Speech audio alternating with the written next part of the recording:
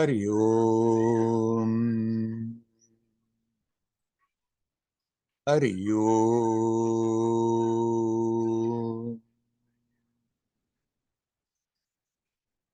Hari Om.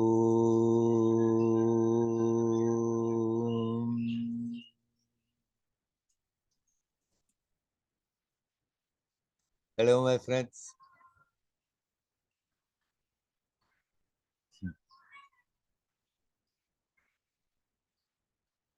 They are on it again. So we may have a bit background screaming. Never mind. Many times I've said this world is not as real as it appears.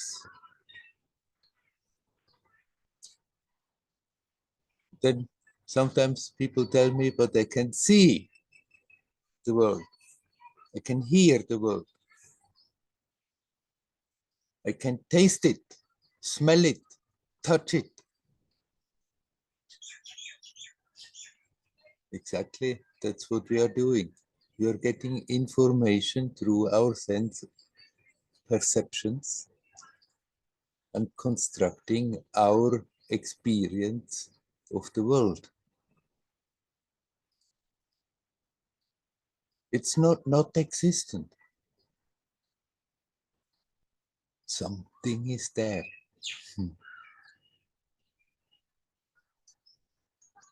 And as we have similar sense organs, similar sense perceptions, we are creating similar worlds in our perception. And so there is a communication point. If we had suddenly quite different sense organs, we would see a very different world.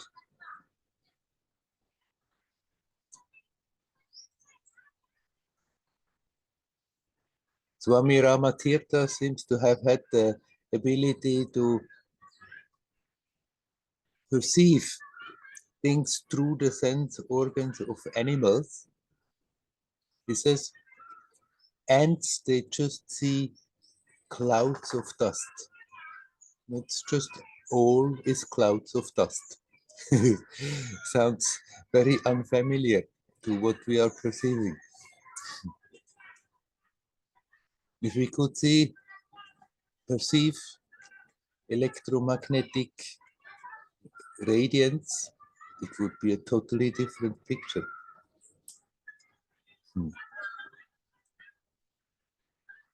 It's real as an experience right now. Right now, there is a reality as an experience. But what we are experiencing, we're very much constructing.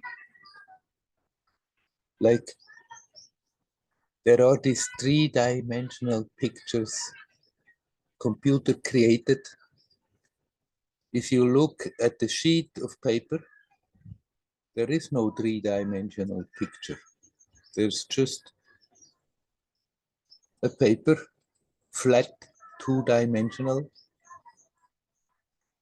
with different patterns of color, forms.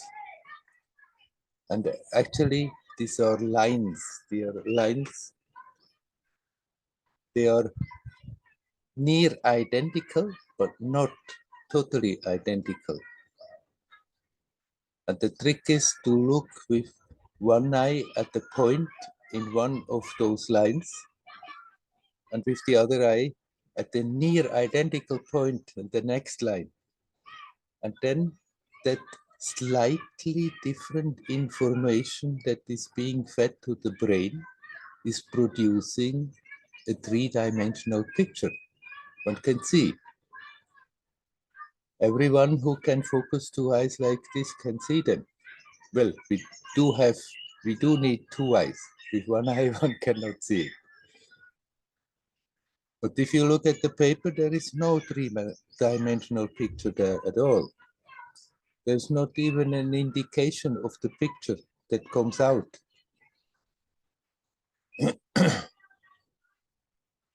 Now, is that picture real or is it not real? If I focus properly, I can see it. If my friend focus properly, he can see that three-dimensional picture. But if we just look in the usual way, nothing is there. There is no three-dimensional picture, and yet it pops out. It's there. It's not existent, but it's not real either.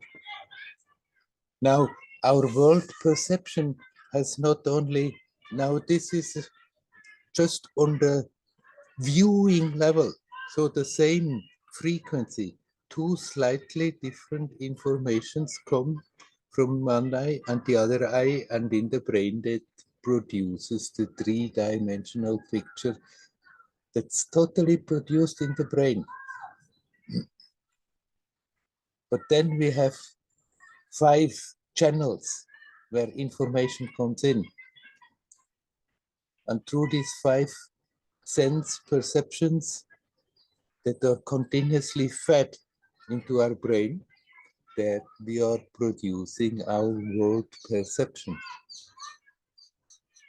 The world that we can see and hear and smell and taste and touch.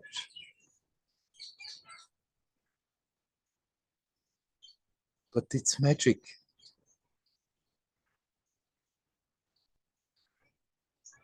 If we just live totally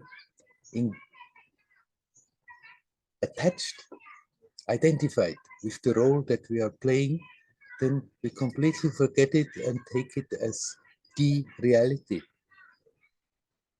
But even just stepping a step back and thinking like that starts to loosen up that sense of total hard reality it has. And it helps to develop a subtler perception, a subtler detachment, a subtler way of dealing with the whole story. That even if we are on the intellectual level capable of understanding that this is not as solid, not as real as it appears to be, it helps to take it not so serious. And if we stop taking this world so serious, it loses its power to make us suffer. It loses its power to frighten us. It loses its power to drive people mad and unhappy all the time. If we just could remember, it's not as real as it appears to be. It's a momentary experience. The moment it's here, it's alive. But then a dream experience is also alive when we are experiencing it. After that, we wake up and say it's not real. This, we can have the same attitude to this reality. Then it stops being so frightening, threatening.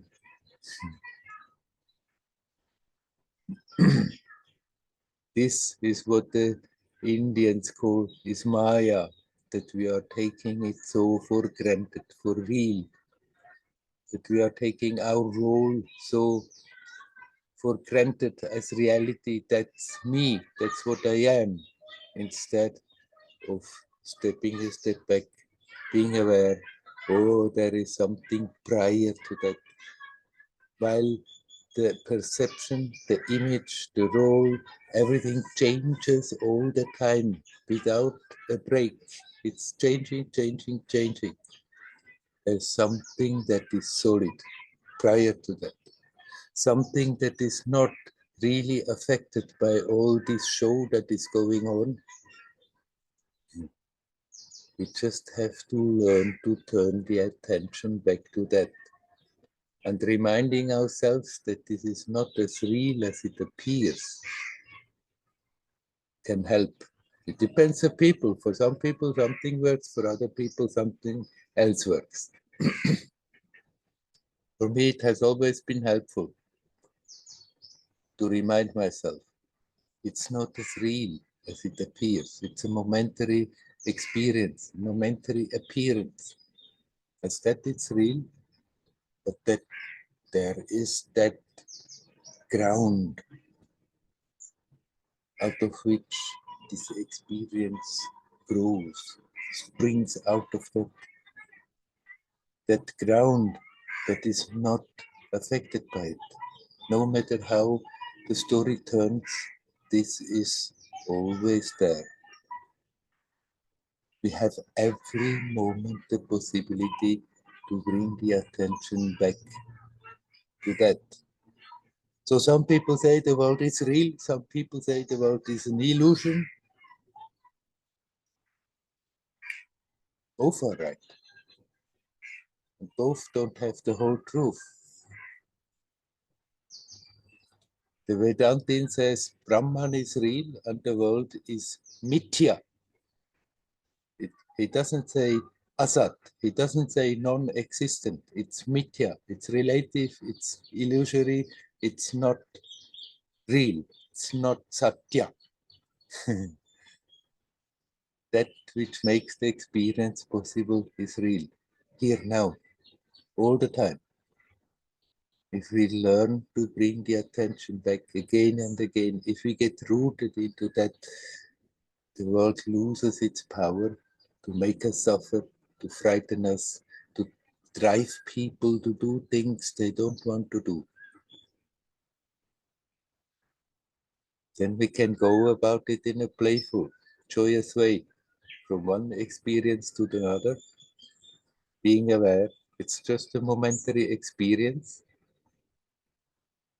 It's enriching the experience of the essence, but it doesn't change the essence. If we live like this, then even living in this world can be a joyous journey of discovery.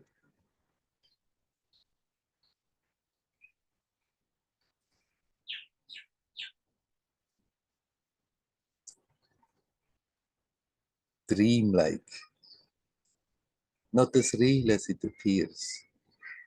Just let's not forget that. But then, even in hard times, in difficult times, we still have that awareness. There is that solid ground, peaceful, naturally joyous, not joyous because of kicks that we are looking for, but simply naturally joyous. Let's live like this, and then the whole story starts to make a totally different sense.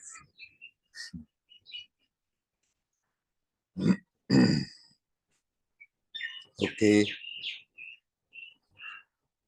I leave the subject. I'm addressing you, my friends. Is there anyone who would like to come in and say something? You're welcome to do so.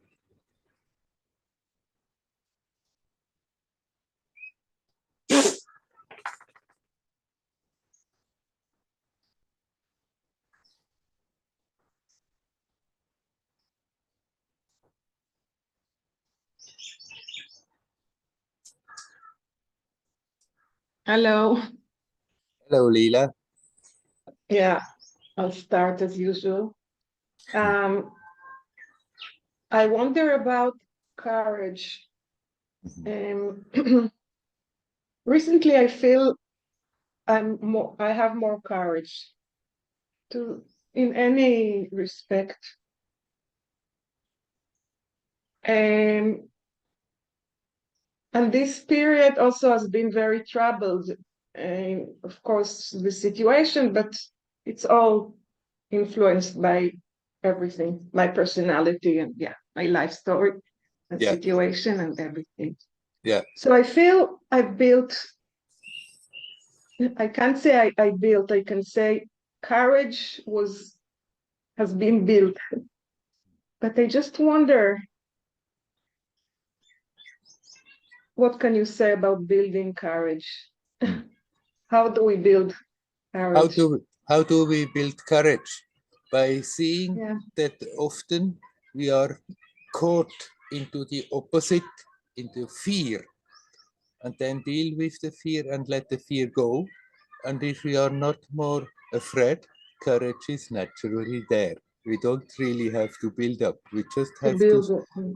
We just have to learn not to handicap it all the time. Like I come into a situation, there is something I feel I should say, I would like to say, but then at the same time, there is the fear if I'm saying something, maybe I'm getting bad reactions, and then I'm not Yeah. saying it. Although it would have been much better to say what one has to say. And what prevents it, what prevents us from being courageous is the fear of getting maybe bad reactions. So it's not really that we have to build up courage. Courage is there naturally. If we're not handicapping it with being afraid of just at that moment do what we want to do or say what we want to say. Mm. Okay. And then when we see that, That's when we see that there is that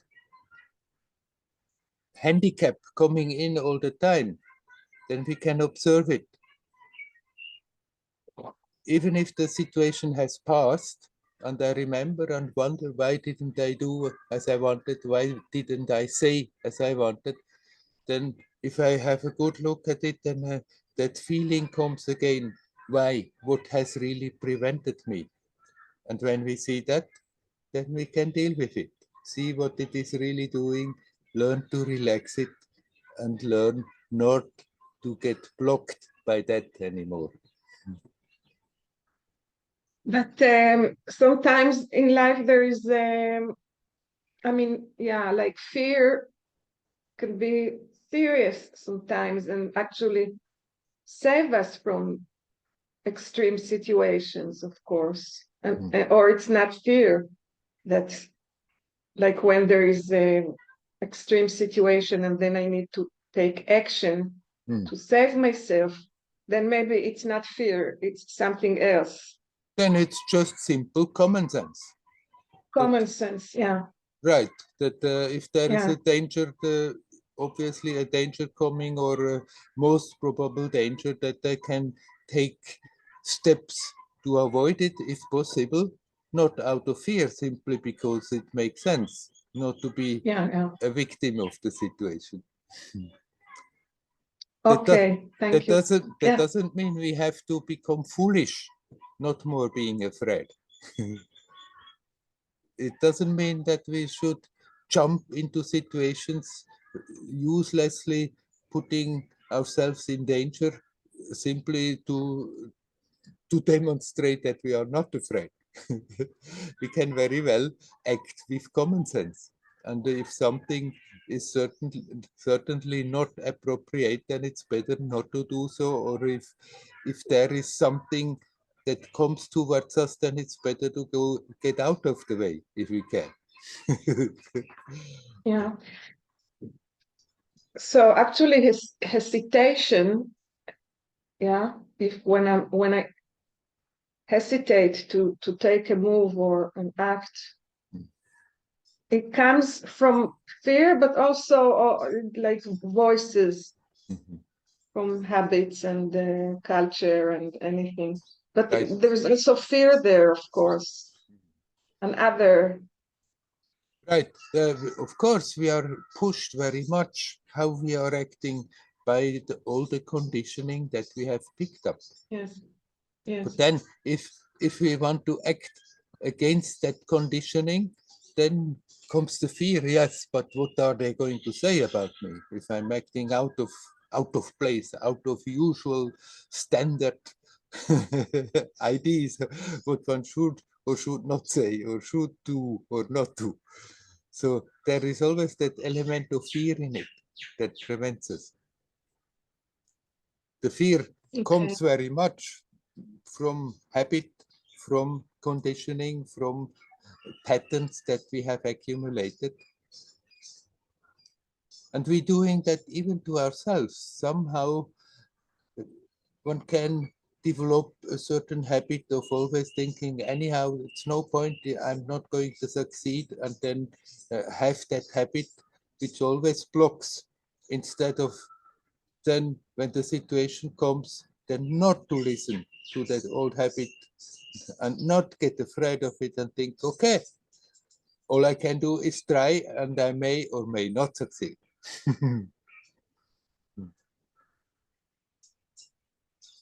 Yeah. Okay. Shall we leave it at that? That was clear. Yeah. Hari Thank you. Om. You're Hari welcome. Om. Hari Om.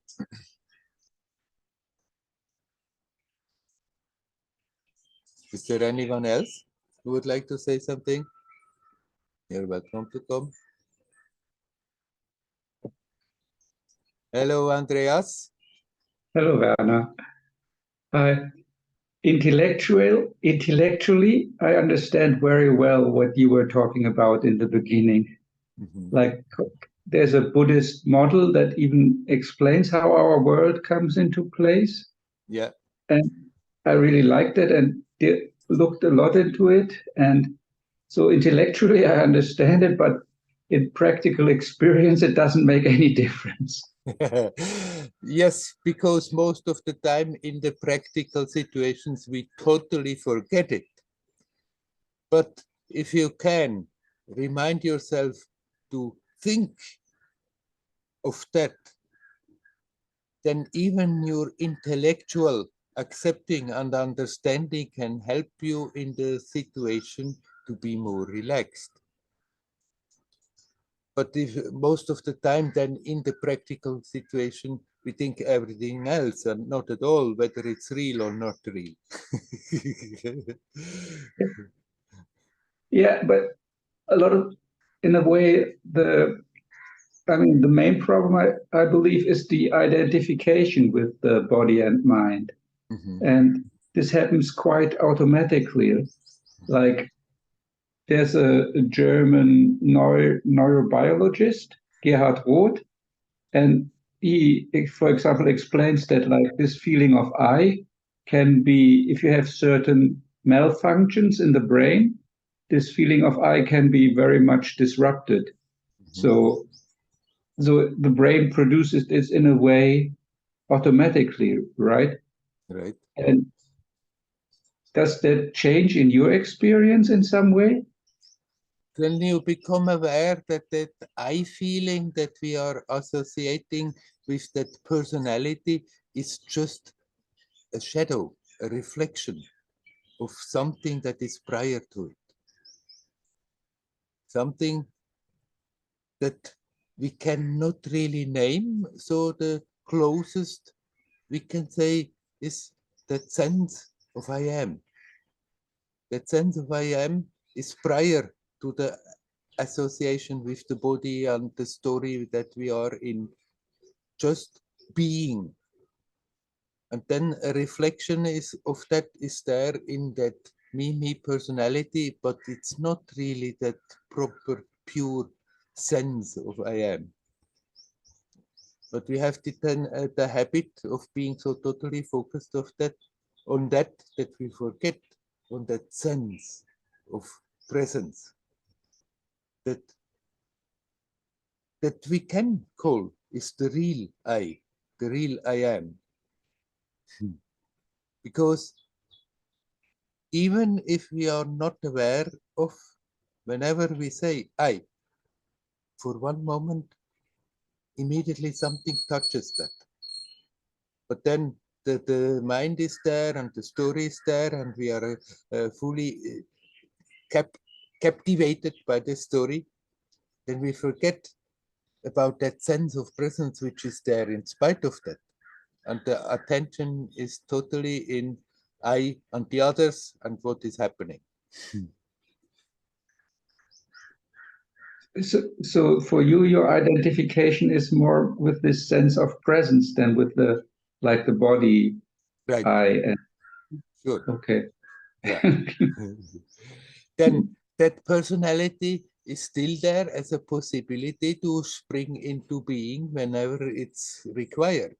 Somehow or other we present ourselves, but then it's seen as a role that we are playing instead of what I am. Okay. And right now I just can keep that in mind and just like center and relax. Yes, exactly. And then you can intend that you remember that when you go out in your professional life, then when you go out in your day-to-day life, that you remember also to think like this, instead of completely forget about that and keep it for the when you're finished with work and when you are at home again, when you can be philosophical, that you take it with you and you remind yourself when you walk down the road, when you are in the crowd, it's just a momentary appearance. It's not as real as it appears. And it starts then to slowly change that there is more than just an intellectual understanding. It starts to produce another relationship with all that you are seeing and perceiving.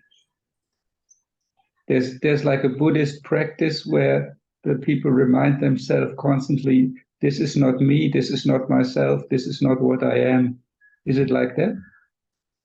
You can do that. It's not exactly what I meant, but you can do that as an exercise to detach from that hopeless attachment to that.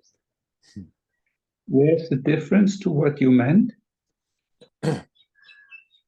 What I meant is more turning the attention directly to the essence, to that which is prior, and then the identification gradually loses its grip automatically. Now, you can do such exercise that this is not me, this is not what I am, in order to help you to detach from that. Yeah. To turn the attention to the source is, I'm never sure if I'm doing it correctly. Right there, Always. there is not a correct or not a correct way. It's just whether we are doing it or not. Sometimes we are more successful, sometimes not. We can find our personal way how it is easiest. This personal way can be different from one to another very much. For me, my favorite way is just to consciously breathe. Redirect the attention to the breath instead of being engrossed totally in all the other perceptions, because the breath is directly connecting you with that force of life. And that force of life is equal to the consciousness that makes both our aspects, that makes the whole experience possible. If I only focus, for me, it's the breath is very helpful too, but it feels that I have to somehow let go a lot too, because if I just focus on the breath, then I try to do it good and perfect, and I'm still kind of tense. And I feel it's going in a better direction if I just like breathe out deeply and relax, like you said. This is becoming very helpful for me. Like just Right. trying to let this like analytical part of me go and be present and relaxed and not Right. control everything so much. Relaxing is totally necessary. Right. Right. Often I say breathe and relax. Breathe and relax. But if you don't want to go over the breath, just remembering and relax is also okay. No, the breath helps a lot of times, and then it also shows me how much relaxed I am, or if I'm still tense, or like Yes, because sometimes exactly. the breath is still very shallow, even though I try. And you don't need to control the breath. That's another way. One can also control the breath all the time. but that's not for many people the right way. It would be too difficult to do, but just put the attention on the breath, and then without willfully controlling it, it has the tendency to become deeper and slower. Because most of the time people, they are hardly breathing, they are gasping for air, very superficial, very fast. And if you put the attention there, if you are aware of the breath, automatically it starts to change. It becomes gentler, deeper, slower. Okay. But relaxing is good, by all means. Remind yourself to relax. Yeah. Yes. Yes. Because sometimes even the breathing is still tense. Yeah. Yes. Yes. When there is tension, then the breath also is tense. But then when you put the attention, then you become aware. Otherwise, you are not even aware that the tension is there. Or not necessarily aware. But if you then start to breathe consciously, you become aware to what extent you are tense. And there you can totally consciously counteract it by giving the impulse, relax. Relax your feet and legs, relax your shoulders, the whole body relaxes. And you start also to relax energetically and mentally and intellectually more. Okay. Okay. Hario.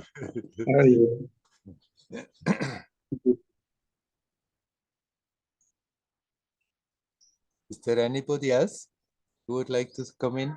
You're welcome.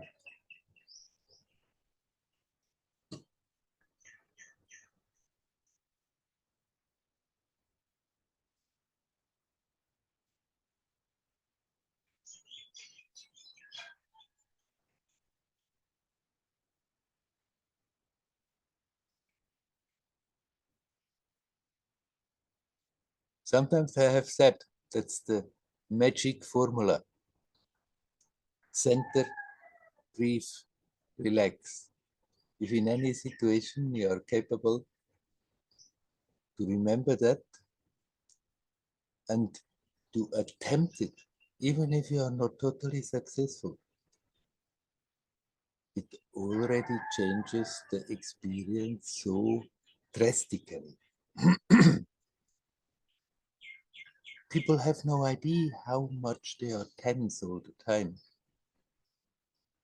And if we are redirecting the attention from whatever we are busy with that makes us so tense, we center to breathe consciously, to relax. It changes the whole picture. It's magic, but it's not the only way to go about it. Somebody who is practicing self-inquiry, the Atma Vichara, may also do the same thing by just reminding himself, herself to inquire. And if one does that often and again, then it develops its power and does the same thing that I'm saying, that magic that happens when you center, breathe, relax. But if there is some tension and one is used to self-inquiry and then just inquires, but who is tense? Then immediately one becomes more aware of all the tensions, the grosser and the subtler ones, and can consciously relax. And even if we are not capable of just fully relaxing, the very impulse that we are giving in a situation, instead of doing everything we can to make the tension worse, to just see it and give the impulse relax, already things start to change.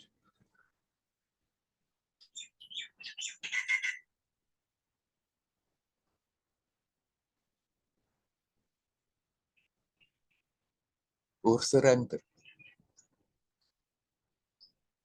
The devotee who surrenders becomes more and more capable of accepting situations the way they are, accepting it as the manifestation of God's will. And if then the devotee in a difficult situation has the memory and the presence to remind himself, okay, I may not like the situation, but surrender. This is what is. It immediately starts to relax. It immediately starts to change the whole situation. What makes difficult situations so difficult is that we are resisting. We don't want it. It shouldn't be like this. What makes a difficult challenge to seem, it's impossible. I can't do it. It's too much.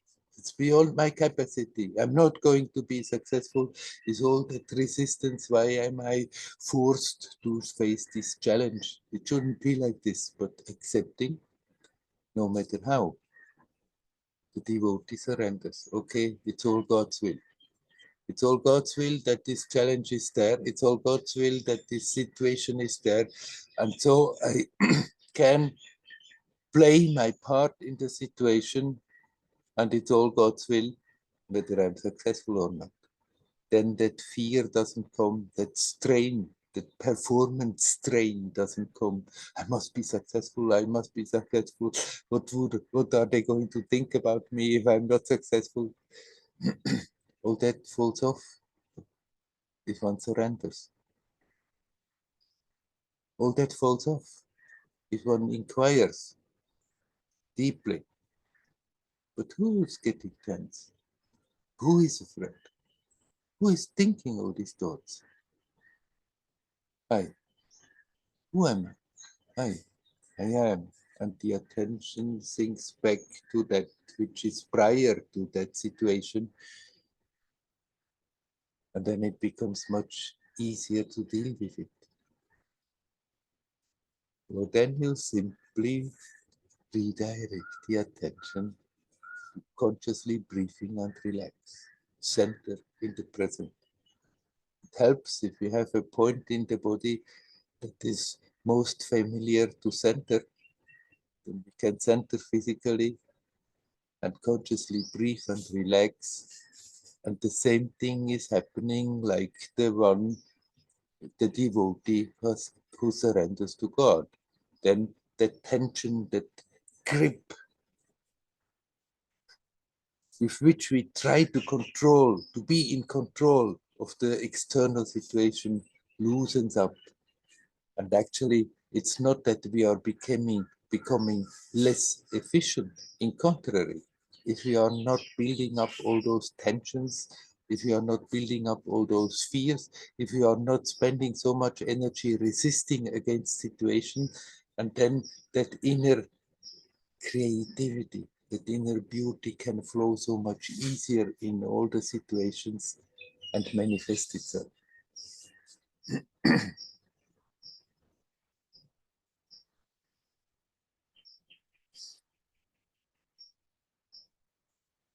Okay?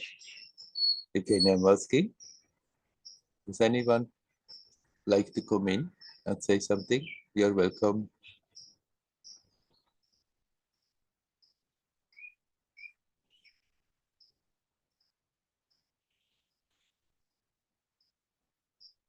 So I'll come again about what you just spoke about, to surrender. First of all, I would like to ask what it means to surrender, but also I'm not a devotee, so I live, I don't know if it's different the way a devotee lives and the way I live, but probably is.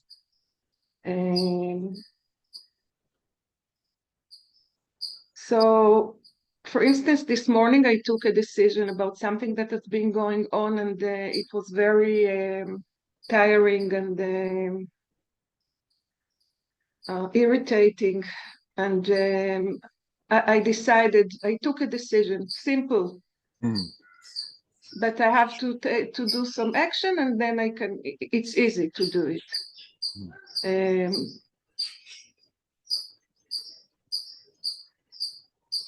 And so I wonder about surrendering in some situations, if it's possible to change, necessary to change, to avoid the aggravation. And even though I understand what's behind the aggravation, but still, sometimes I can prevent it through making a change. Yeah, so what can you say about it?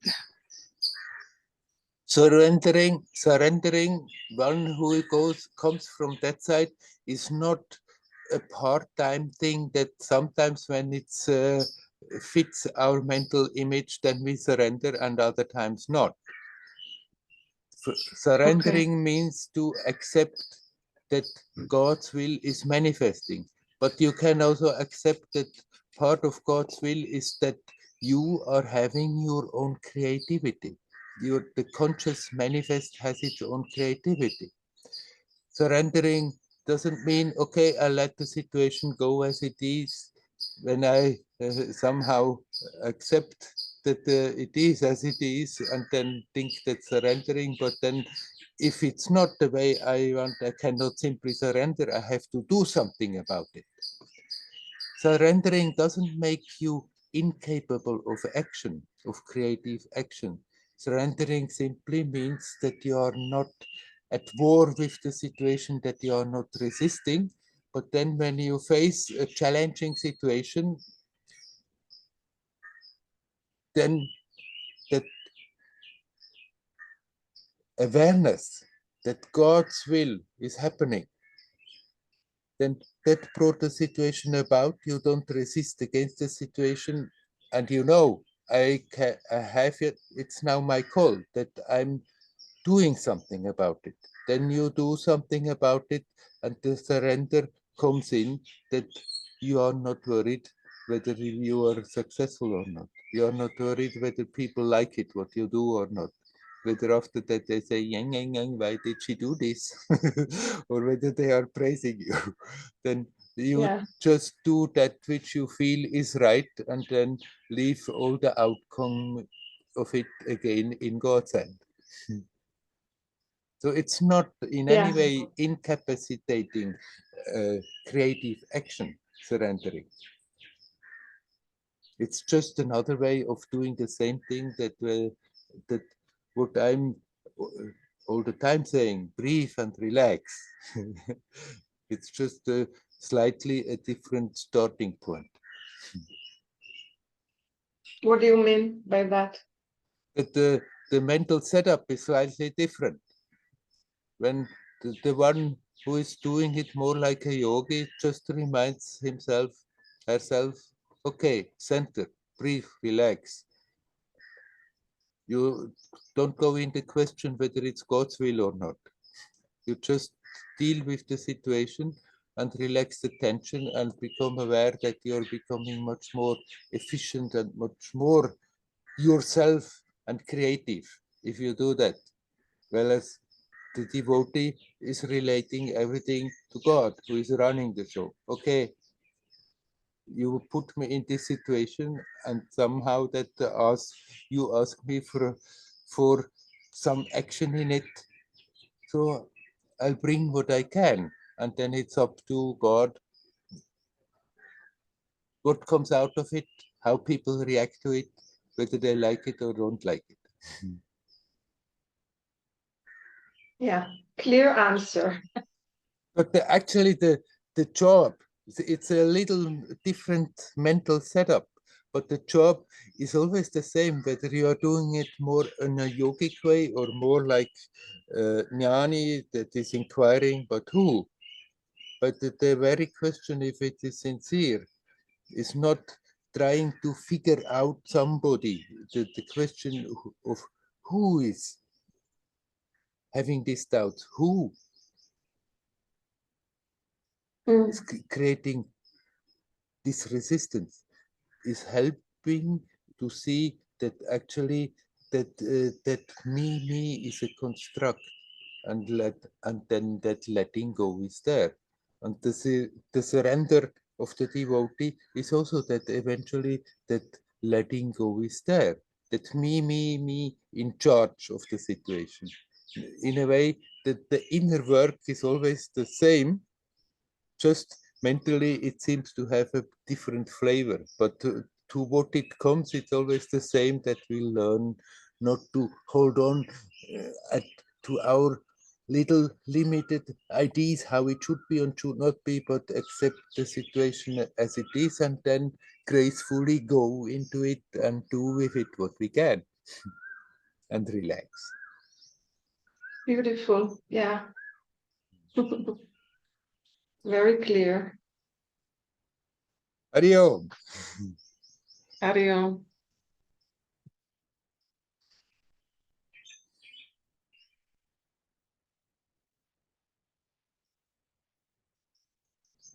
Anybody wants to come?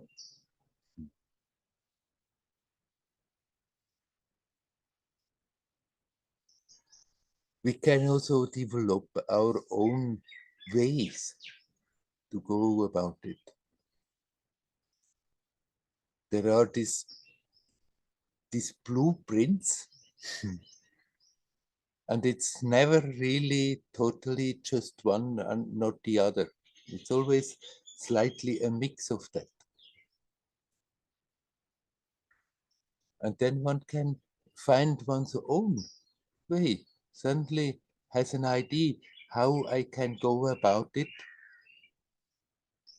something that appeals to that mindset, something that appeals to that personality, but to what it comes, what we have to do, what we have to learn not to do, is in a way always the same. We identify with that personality totally, and we have the habit of being afraid that I'm not good enough, of being afraid what people may think of me, what people say about me, do they like it, don't they like it? And somehow or other, we have to find a way to see that we are doing that so much, and then learn not to do that anymore. Learn to let it go.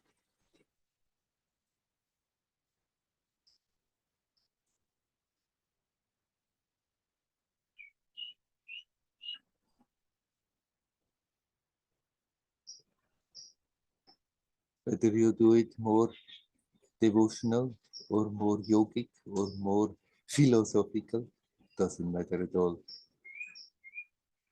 The more one is practicing that, the more all the three aspects are flowing together.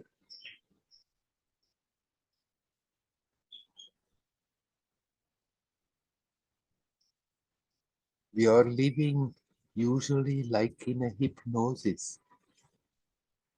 A good hypnotizer is capable of putting somebody under, tell them now you are on the top of a mountain in the full sun, and then the person being controlled by the will of the one who hypnotized that person experiences that. My first yoga teacher, Selvarajan Yesudyan, he, for sometimes when he was still in Hungary, he was working with a doctor in the hospital. They tried a bit to find how can they help each other with medicine and yoga.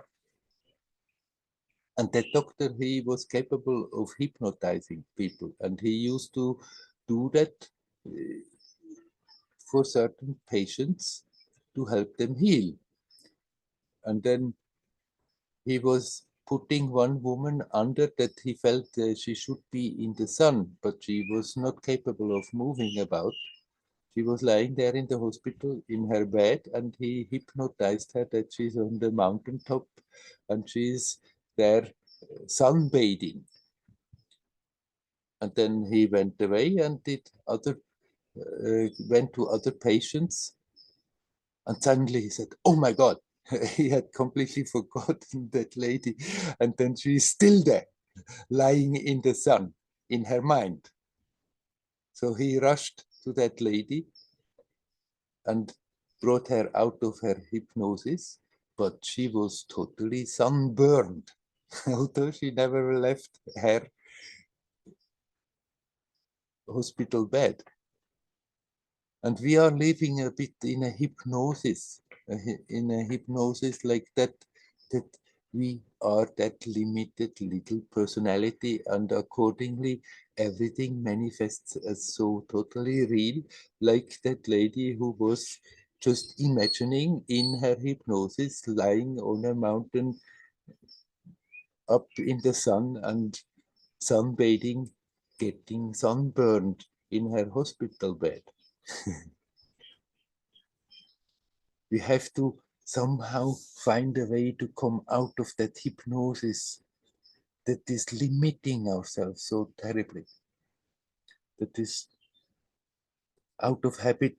We know exactly what I can, what I cannot do, what I should not do, even if deep down, so many times I feel I should do something else. No, I have my conditioning, and that is right. I should not go out of it. I should do this, I should do that, I should not do this, I should not do that. And deep down, often it feels it's not natural. We have to somehow get rid of that hypnosis that compels us to just repeat things on the same level over and over. And we get rid of that hypnosis by becoming more alert, by intending to not get lost in the story, not get lost in the personal story, not get lost in the situation, but being capable, no matter what is happening, to somehow or other bring the attention back to that sense of presence that which is prior to the story. It is also there during the story, but rarely appreciated, rarely be made aware of.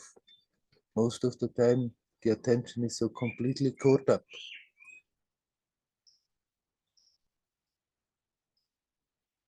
And that conscious and deliberate learning to catch the attention and bring it back to that sense of presence, that is the way how we are coming out of that hypnosis, out of being always so totally identified with a story, with a personality that has the whole red tail of experiences and accordingly will push us into the same limits again and again. And of course, consciousness that is always pushed into limitations, that something deep down feels they should not be there, makes us unhappy, makes us suffer, and handicaps that inner beauty from expressing itself.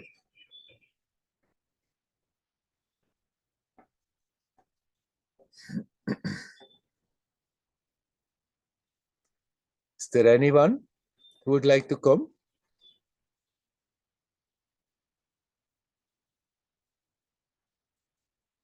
Hello. Hello, Anita. I have a good example for this hypnosis story. When I was working last night at a bar, there came a woman, and she said she feels very bad. She's a friend of mine also, and she has pain in her solar plexus, and if I have some remedy to take also. And my immediate response came out of my mind, like, oh, I could give you a tea, I could give you this essential oil or something like that. But then I stopped and I kind of opened my awareness, you know, like to be just really present and open. And then I didn't say anything really, and I just asked some question, I don't know, and then she said again, now, don't you have something like alcohol maybe on this? And I stayed in this openness, and suddenly she opened up and she told why she feels so bad because somebody was really not nice to her, and that this cramps coming from that. And so I didn't have to give her anything, which was my first impulse from the head. I can do this, I could do that, and you know, or you can take this. So this is a good example of not going into this programmed hypnotist story what to do in a certain situation. Right. So this was a nice example. And then I see for myself, I can, of course, I do that quite often, but not in a sense like where I feel stuck, you know, like in my professional life and everything. What shall I do and how shall and how I go up there, and I just voiced it now maybe to, yeah, bring this awareness also there, because I think it works in every situation. In every situation, whatever you can imagine. If you are capable of remembering and even attempting to really connect with the source, it immediately does change the whole flavor of the situation. And it can be in a bar. Before I came to India, I did all kinds of jobs. For sometimes I was working in the service like that. And when I had the tendency, when I started my shift, to be all tense, and then I just learned to see that and tell myself, come on, relax, relax. And immediately, so what's the big deal? Then you go and do your thing. No big deal. Yeah, I guess I'm also quite tense, and I feel, I mean, I have to work until 3 o'clock in the morning, and I feel very exhausted actually for 2 days. I need to recover. And then last night I couldn't fall asleep after that, or this morning actually, I couldn't really fall asleep. I felt so bad in my body, so big tension. I don't even know how to name it. And suddenly I got this idea, I'm fighting it, you know, I'm resisting this. I felt really bad, like I know from other times through these magnetic fields and all this stuff, you know. Yeah. But last night it was definitely from the work, and also thinking that I will be tired. Yeah. So in the moment where I say to myself, no, I don't know what I say to myself, but I let go of this resistance, immediately this really bad feeling evaporated. Yes. It was gone. And that was really magic. I mean, for me, I never experienced it so strong, so beautiful. Yeah. And sometimes you may even have really picked up all kinds of tensions, and they may take a little time, but exactly by resisting, we are making it stronger. It becomes huge. And then you can toss around the whole night and not sleep and be very pissed about the whole situation. Or that was wonderful, or did it accept as it is. And even if not the whole thing goes immediately, the big part that we are creating on top of that, the artificial part, disappears. And then it's already much easier to deal with whatever is there. Right. Right. Great. Okay. Yeah. Thank you. You're welcome. Hari Om. Hari Om.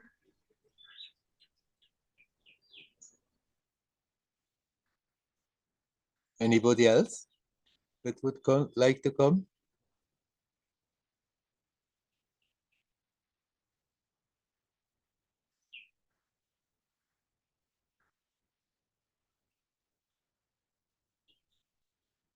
Yes, and what Anita said, it can be applied in all the situations. It's good to remember that and not think, yes, of course, we have to somehow arrange our life in a certain way there where we also can practice. But this Werner guy is talking here. Because we cannot practice that here or there in so totally unspiritual surroundings. No, the whole thing is that same Leela, the same game, not as real as it appears. Whether it's so-called spiritual or so-called not spiritual, the surroundings, the situation, the people we deal with. The one thing we are working with is not so much that we are arranging the situations, but the one thing we are working with is our habitual reactions to them, to those situations. And they can be dealt with no matter where we are finding ourselves. Whether we are sitting together with Sattvic people discussing profound subjects, or whether we are in a bar or on the railway station.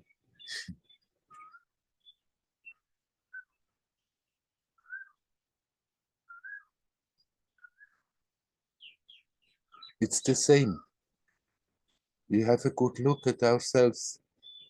Somebody teases, somebody praises, somebody criticizes, somebody really accuses and attacks. We have our habitual reactions. Most of the time, not even quite aware that those reactions are there. We just go into it, and then the story develops out of it, and there we are getting in all these difficulties. But no matter where we are, we can learn to have a good look at ourselves, at our reactions, see what's going on, and then let go. Not being blindly pushed by habits, by patterns, by old conditionings, but seeing what's going on. And even if in spite of the seeing that current is so strong that we are still acting in a way that we are not necessarily liking so much, then it gives a totally different experience when we are aware of that. Oh, that conditioning is so strong that it is pushing me doing things against my will even when I see it. That is not a reason for despair, but for encouragement. Okay, I just have to keep going to be alert, become even more alert. Because in that situation, we are not strengthening old patterns, in contrary. An old pattern is overwhelming, and against my better knowing, and in spite of my observing, I'm still being pushed by the force of it to act in ways which I profoundly know I don't really want to act. Or even if I don't act externally, I keep on reacting emotionally in the old patterns, in the old ways, making out of little situations, big situations that become real difficult.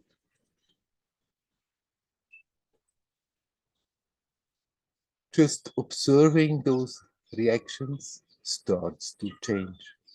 And if we then consciously on top of that can bring the attention really to the present and relax, then the old habits are very quickly done with. They're dissolving. But even if they hold on for some time, because they have been there ingrained very deeply, then continuing doing so will dissolve them. that we stop being victims from conditionings, victims from patterns, victims from old habits that push us to feel, to think, to react, to act in ways we don't want. And not just in certain situations, always in all situations, in those that we are liking, that we are attracted to, and those we have to somehow endure and not like so much.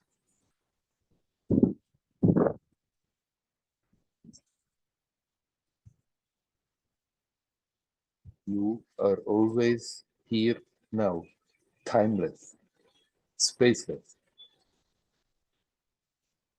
And we can, in all circumstances, remember that and turn the attention in that direction.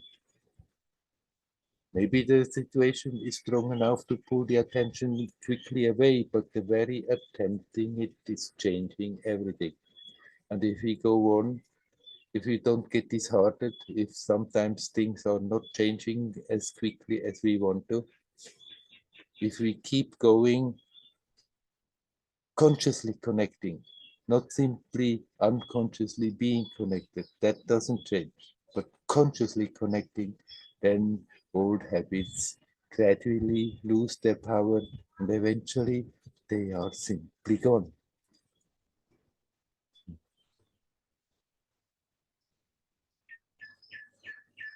Is there anyone who would like to say something? You're welcome.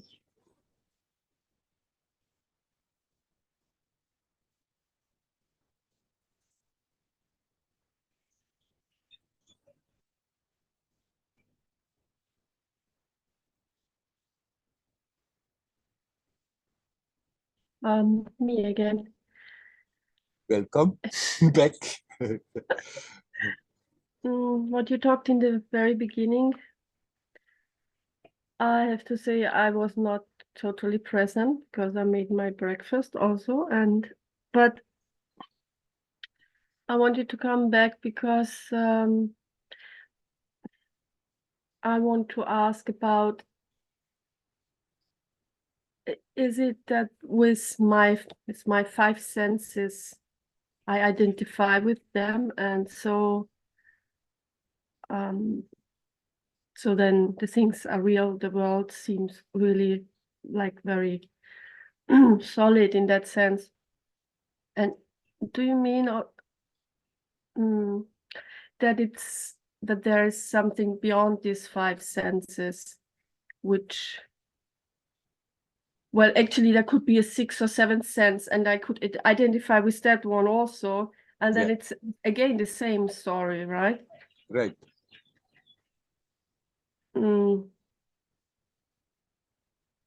So I don't know what my question is. Yes. Well, the question is in a way, what is it that makes it so real? Huh? No, what is opposed to this? You know? Opposed to this feeling that this is so the total reality, opposed to this is make your being into the ground from where you are functioning. Learn Right. to bring the attention back to that sense of presence that is prior to the senses, prior to the sense experiences. And then even when the sense experience is there and we are constructing from the 5 channels that we have, we are constructing our world image and world experience, that awareness is still there, but there is that which was there prior to that, which is there right now when I'm experiencing it, and which is also there when this goes again. And if we are learning to not take this so serious, this awareness of the world and the experience, but turn the attention to that which makes it possible, to that which is prior, then it's losing its power. And I talked about just reminding oneself that this is not as real as it appears to be. Maybe for some people this doesn't work at all, but for some people it may be very helpful to relax more, to detach, not to take it so serious. And what about this this sense experiences that are beyond the five senses? For example, I don't know, today when you were talking, suddenly I had this remembrance that I over 20 years ago, when I have not been to Ravanamalai because I've been there only like 9 years ago. But so over 20 years ago, there was a guy talking about Arunachala mountain, just briefly a little bit. And then he made a little guided meditation, or I don't even remember. We were meditating somehow. And suddenly I felt this mountain, Arunachala, and actually I felt like I am this mountain. And it was so huge and big, and it really, I was like, wow, what was that? So where could I put this one? I mean, it just came into my mind, so I Right. When I say it's not as real as it appears to be, then it's to help to get rid of that attachment from moment to moment of what we are experiencing. But then, of course, you can also get impulses. We are getting impulses all the time, also on the normal sensual level. We may hear something that immediately helps us. We may see something that immediately helps us to open up. We may smell something that has an effect that opens up. We don't have to close for that. That anything that helps us to sort of become more expansive can be wholeheartedly embraced.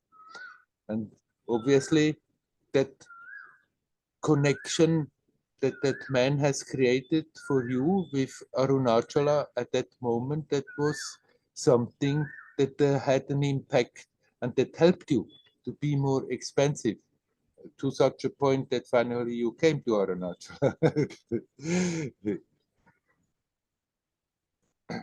So, not to take this serious, not to take it as a reality, as the reality, doesn't mean that we have to sort of put shutters and not want to experience any sense perceptions. You can have your sense perceptions, and sometimes from subtler senses than the five that we are knowing. But it also doesn't mean we have to develop now subtler senses and become clairvoyant. And some people are very much struggling for that, and maybe eventually they do get that, but then the story is still the same. There's just a me with a bit extra abilities, and it can be rather an obstacle because one can be very proud of it because all the others don't have that kind of capacity. Mhm. That doesn't mean it's just whatever you are perceiving is wrong, whether on the gross level or on the subtle level. But you can use the perceptions instead of getting lost into them, that they are pointers back to that which makes the perception possible, that which makes the experience possible. And then you can use the senses, you can use the body sensations. It's a touch feeling, it's a sense perception, but you can use it to bring the attention to the present and relax in that, and it helps you to come back to that ground. Sorry. Yeah. Yes, okay, to use it, because in the past I would think, okay, it's all illusion, so what's the sense to be alive? I mean, you know, Mm. Right. So that's an extreme then, which is not very useful. Yes, but it is actually quite useful. Uh, I know those thoughts. Then why, for what all this? Then maybe better get out of it, or what's the whole point? There is no point in it, but there is a point in it. There is something that I have often tried to indicate by saying, okay, we are getting richer for the experience. Essentially, it doesn't change. You are not changing your essence. You are what you are. That is as it is. But the experience of that keeps on expanding and is getting richer. And somehow this is simply a natural given. And this manifestation is a place where we can exercise that very much. We can get totally caught up in it and lost in it and turn with the consciousness round and round in the same little bubble. And it's a very painful business. And that the expansion is, that getting richer is very little. It's still there, but very little at a time and very painful. Or we can open up to that, okay, accept this whole thing is a magic show. It's not as real as it appears, but I came into that for this purpose, to get richer for the experience and not resist to that. And then the whole thing does make sense. Mm. Yes. All right. Thank you for that. You're welcome. Hari Om. Hari Om.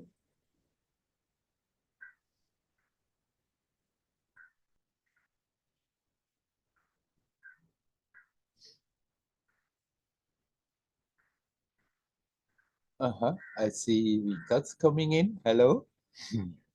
Hari Om. Hari Om. Werner, my problem is again the same.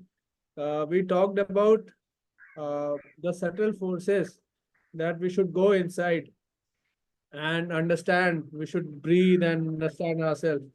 But this gross body and this thing which is there around Maya is which is so strong. How the things which are there around us, we are not able to perceive that properly. How do you expect us to perceive something which is so subtle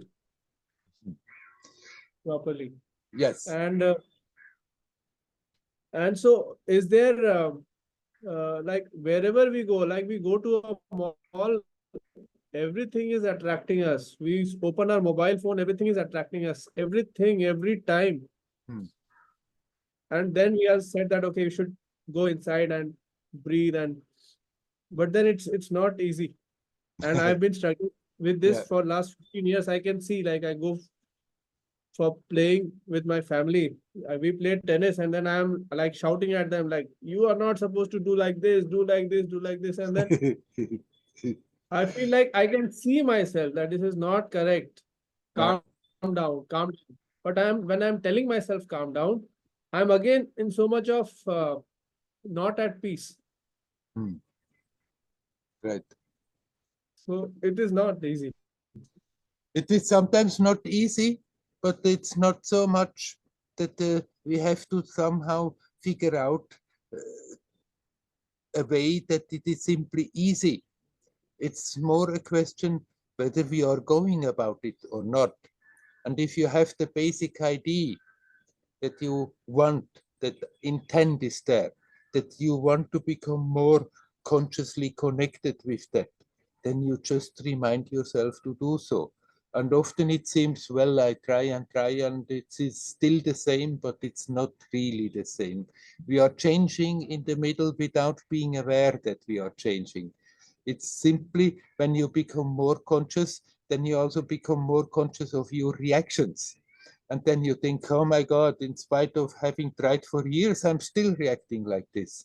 But the very fact that you are aware of it and detach from that reaction is making all the difference in long terms.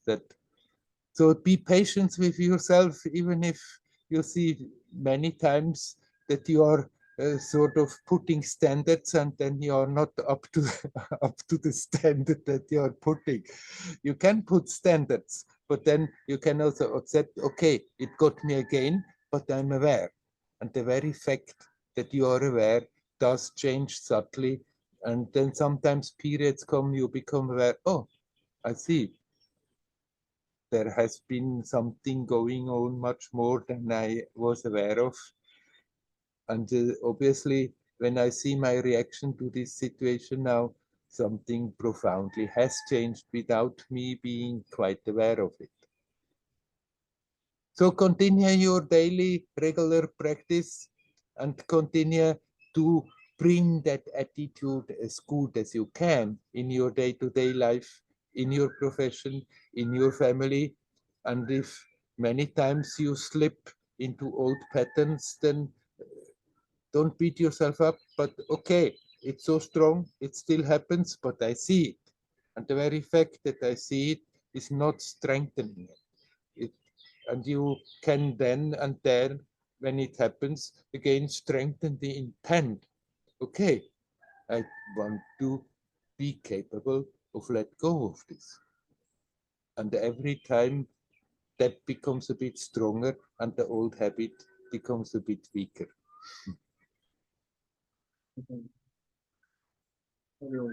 You're welcome. Hari Om.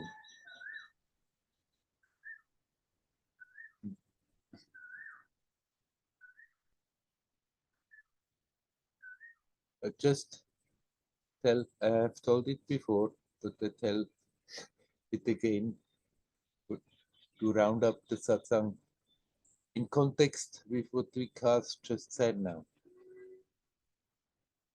When I came to Amma, I started to really sit and sit and sit and sit. That was my way. She encouraged me, that's what I wanted, and so that's what I did. But I expected great things to happen quickly, and they simply didn't happen the way I expected. And I remember about 5 years into the story with her, Amma, I complained to her, but Amma, I sit and sit on my bum day and night, and sometimes I may be in peaceful states, but I come out and somebody insults me, something makes me angry, and I see I'm still reacting in the same way like before. So what's the point of all this? it, it seems not to work. And she basically said, at least you are aware of it now. And that makes all the difference. And that's exactly the point. It may be sometimes frustrating that we see a certain trait, a certain tendency in ourselves. We would like to be rid of it. We decide the next time the situation comes, I'm not going to fall in the old trap. I'm not going to react. Then the situation comes and puff, there I'm going again.